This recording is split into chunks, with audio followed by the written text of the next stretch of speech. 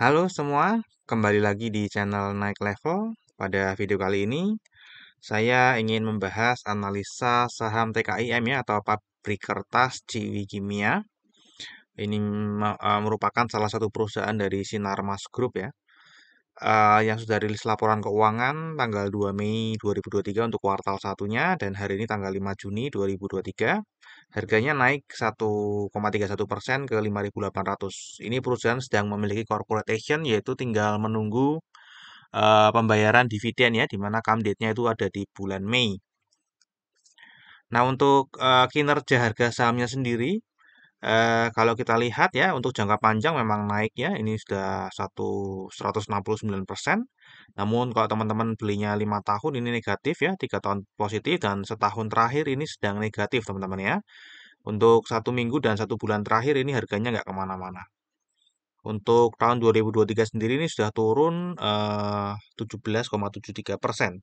Harga tertingginya setahun terakhir 8.500 dan terendahnya setahun terakhir di 5.600. Jadi ini sedang mendekati harga terendahnya teman-teman ya.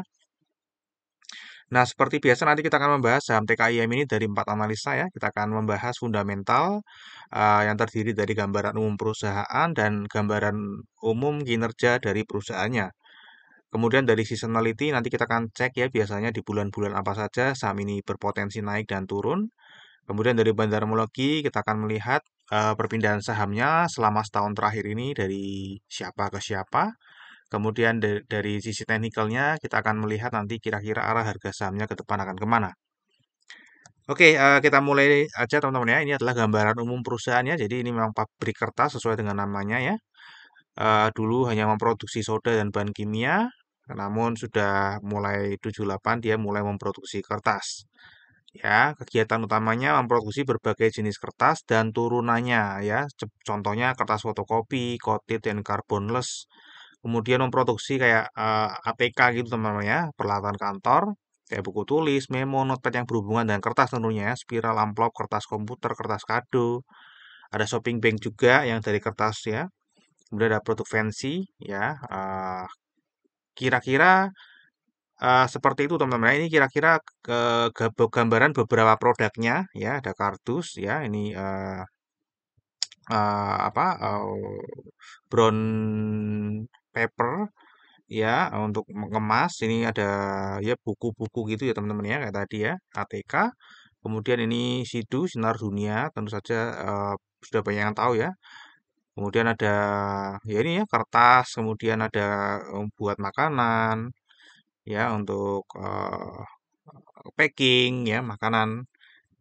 Kira-kira seperti itu ya produknya. Nah, sekarang kita akan masuk ke kinerjanya secara umum teman-teman ya. Kalau kita lihat dari grafik ini dari tahun 2010, kita akan bahas tahunannya dulu teman-teman ya. Ini kinerjanya cenderung menurun teman-teman ya. COVID turun, namun sebelum COVID sebenarnya juga sudah menurun ya. Untuk laba kotornya pun juga demikian ya, menurun ya. Namun ini memang sudah mulai naik lagi. Ini juga sama ya, grafiknya mirip-mirip. Nah, kecuali laba bersihnya. Kalau laba bersihnya ini memang cenderung signifikan ya. Kalau kita lihat pendapatannya eh, signifikan sejak 2018 karena dia memiliki entitas asosiasi teman-teman ya. Di sini nanti saya akan jelaskan. Ini secara umum untuk prosentasenya sebenarnya kalau secara operasional dia ini stabil teman-teman ya. Untuk beban pokok penjualannya ini stabil, kemudian beban usahanya juga kisaran stabil di situ ya. Dan laba usahanya ya ini kira-kira naik ya kalau laba usahanya ya. 2 sekarang menjadi 5,4. Jadi sebenarnya secara operasional dia juga oke. Ya, cuman ini memang ada penghasilan lain-lain ya sejak 2018 yang cukup signifikan ya, berpengaruh terhadap hasil laba bersih ya, yang dulunya laba bersihnya sebelum 2018 hanya 2,7%, begitu punya entitas asosiasi dia langsung melonjak ya. Nah, kita lihat ya teman-teman ya, apa tadi penghasilan lain-lain yang cukup signifikan terhadap laba bersih ya. Kalau kita lihat di sini ada bagian atas laba neto dari entitas asosiasi dan di sini juga ada keuntungan selisih kurs ya. Jadi ini dua ini cukup memiliki pengaruh besar ya. Selisih kurs dan ada profit dari entitas asosiasi ya. Kalau kita lihat di sini catatan kakinya, entitas asosiasinya adalah PT Oki Pulp and Paper Mills. Ya, di sini memiliki bagian atas labanya itu 387 ribu US dollar ya teman-teman ya. Nah, untuk kinerja dari kuartal 1 sendiri, kalau kita lihat ini juga ya cenderung stagnan ya, turun tapi cenderung stagnan, turun tipis. Kemudian laba kotor juga sama turun ya kecuali ini tadi teman-teman ya laba bersihnya ini dulu naik kemudian 2018 ada entitas asosiasi. Namun di kuartal 1 2023 ini ternyata malah kembali lagi ke seperti tidak punya entitas asosiasi teman-teman ya. Dan kalau kita lihat dari strukturnya sebenarnya masih stabil ya untuk beban pokok penjualannya stabil, beban usahanya juga stabil. Ya laba usahanya di situ-situ aja. Nah, ini teman-teman ya. Penghasilan lain-lainnya tiba-tiba anjlok, teman-teman ya. Yang tadinya ada 14, 12, 51 sekarang malah negatif. Ya. Dan ini menyebabkan laba bersihnya turun sangat drastis yaitu 3%. Nah, kalau kita lihat ya, apa yang menyebabkan tadi turunnya sangat drastis di entitas lain-lain. Yang pertama memang bagian atas laba neto entitasnya ini memang turun ya, teman-teman. Turun cukup signifikan ya. Kemudian ya ini teman-teman ya, ada kerugian dari selisih kurs. Jadi ini cukup apa ya, cukup memiliki dampak ya dua dua komponen ini ya. Eh, entitas asosiasi dan selisih kursnya. Kalau misalnya kursnya lagi untung ya dia akan untung, cukup mempengaruhi laba bersih ya. Entitas asosiasi juga seperti itu. Nah, ini teman-teman ya kira-kira pendapatannya dalam US dollar, juta US dollar. Eh untuk pendapatannya sendiri ini turun ya teman-teman ya. Turun. Turun 3%. Ini salah ya kayak ini salah ya teman-teman ya. Mestinya ini turun ya karena dari 302 ke 298. Ini kenapa hijau ya? Nah, oke, kemudian kalau kita cek ke laba kotornya juga turun, laba usahanya juga turun ya, laba bersihnya turun. Jadi ini sedang turun teman-teman ya kinerjanya teman-teman ya untuk jangka pendeknya. Kemudian untuk secara valuasinya pada saat video ini dibuat ini price to book value-nya 0,54 jadi di bawah 1 namun PER-nya ini annualize itu 33,29 jadi PER-nya cukup tinggi. Kalau kita bandingkan dengan tahun-tahun sebelumnya PER-nya ini cukup tinggi ya untuk annualize ya karena tadi di kuartal 1 2023 profitnya turun cukup drastis. Untuk PBV-nya sendiri ini masih lebih rendah daripada tahun-tahun sebelumnya setelah memiliki entitas asosiasi. Ya, jadi ini mulai turun lagi nih teman ya. Kemudian kalau kita cek untuk ROE-nya sendiri trailing 12 month atau 12 bulan terakhir ya cukup tinggi ya karena tahun lalu memang cukup tinggi. Namun kalau kita lihat annualize-nya ya ROE secara annualize ini 1,64% jadi sangat kecil ya, sangat timpang sekali. Kalau secara trailing 12 month ini masih terbilang murah ya, terbilang murah.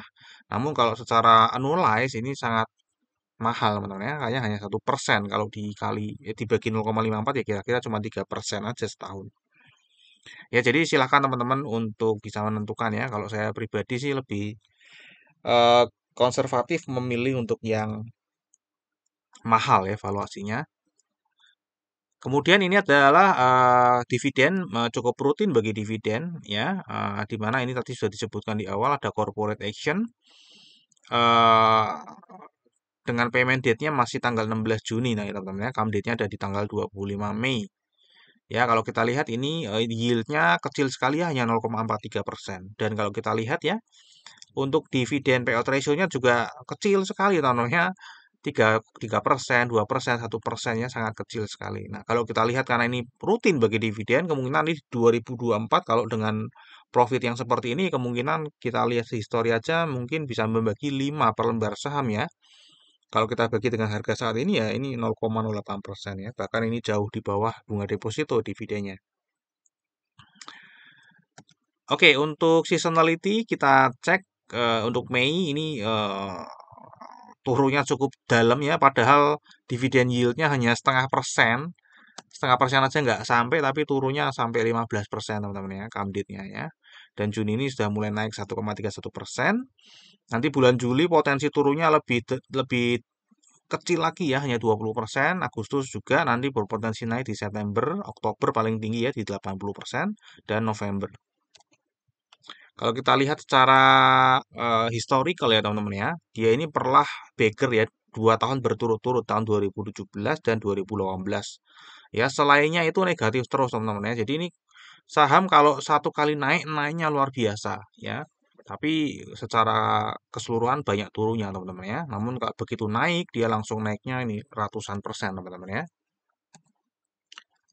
Oke, kita akan bahas secara bandarmologinya. Ini pemiliknya Purinusa Eka Persada ya, pengendalinya ada masyarakatnya, totalnya sahamnya kira-kira ada 3 miliar lembar saham.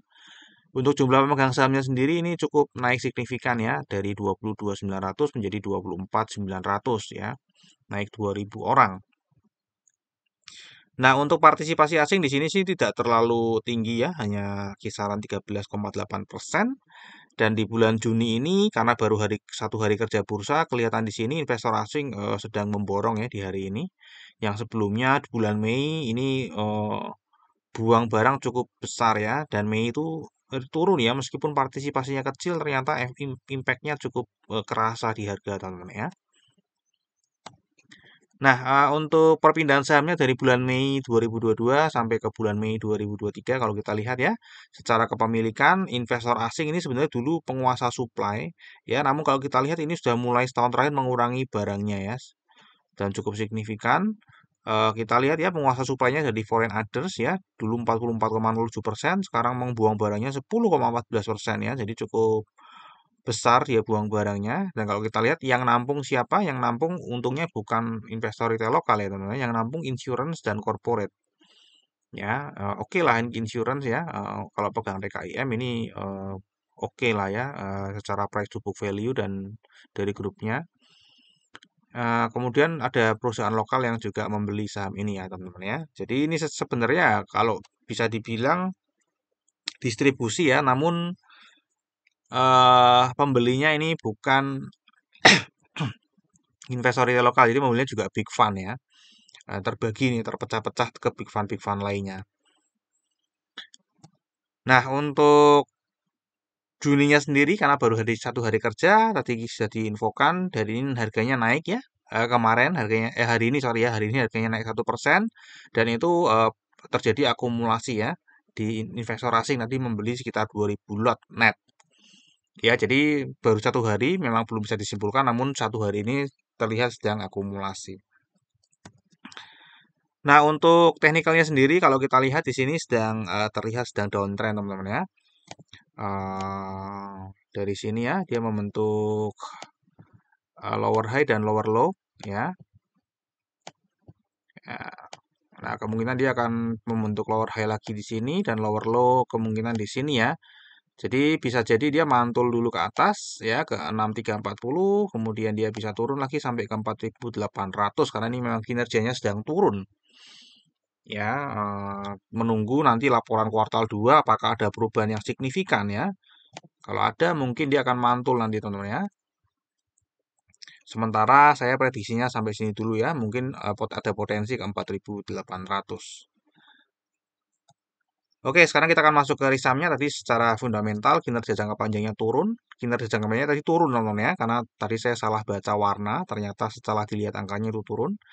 Ini turun teman-teman ya. Untuk valuasi terbilang mahal ya, karena saya mengambil yang annualize, sehingga nanti kita harus menunggu, sabar nunggu laporan di kuartal 2 ya. Apakah ini penurunannya terjadi terus-menerus atau hanya di kuartal 1 saja. Kalau terus-menerus otomatis dia akan eh, menjadi sentimen negatif ya untuk harga sahamnya bisa turun terus.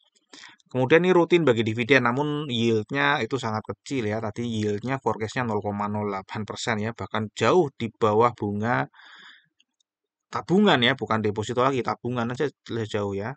Untuk seasonality potensi naik dari bulan September, Oktober, dan November tadi tertinggi di Oktober ya. Bandarmologi sedang distribusi Mei ke Mei, meskipun tadi distribusinya bukan ke investor retail lokal, namun ke beberapa big fund. Ya, untuk Juni baru satu hari itu sudah terlihat ada akumulasi oleh investor asing ya. Kemudian secara teknikal di downtrend teman-teman ya.